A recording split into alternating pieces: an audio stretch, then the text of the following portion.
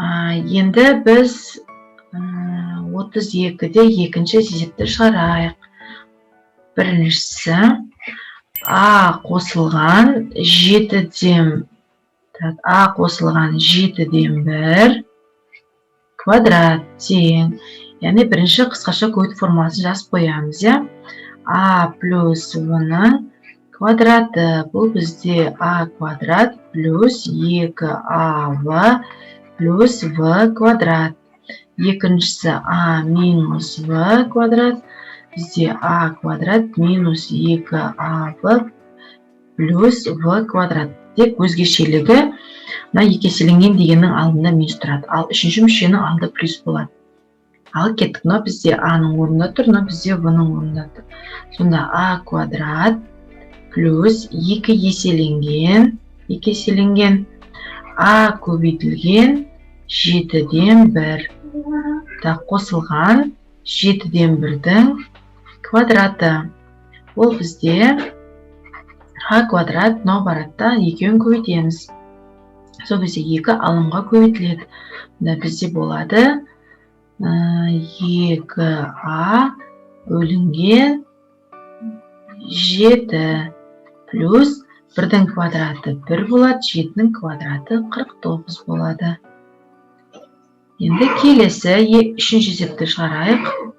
Үшінші есепте бізде n бөлінген 4 плюс m бөлінген 3-дің квадраты тең. n 4 жақша аламыз квадрат плюс 2 еселенген n бөлінген 4 m бөлінген 3 қосылған m бөлінген 3-дің квадраты. Сонда n квадрат бөлінген 16. Енді бізде мына екеуін қысқартамыз. 2 болады. 2 мен мына екеуін көбейтеміз. Яғни бөлшектің бөлімдерін сонда қосу m көбейтілген n бөлінген 6 болады. Плюс m квадрат бөлінген 9 болады екен. Келесі төртінші есепті орындайық. Төртінші есеп бізде k бөлінген 2 минус t бөлінген 5 квадрат. Яғни енді бізде k бөлінген 2-ні квадраты дейміз. Минус 2 еселенген k бөлінген 2 көбейтілген t бөлінген 5 қосылған t бөлінген 5-дің квадраты. 2 мен 2 қысқарып кетеді бізде.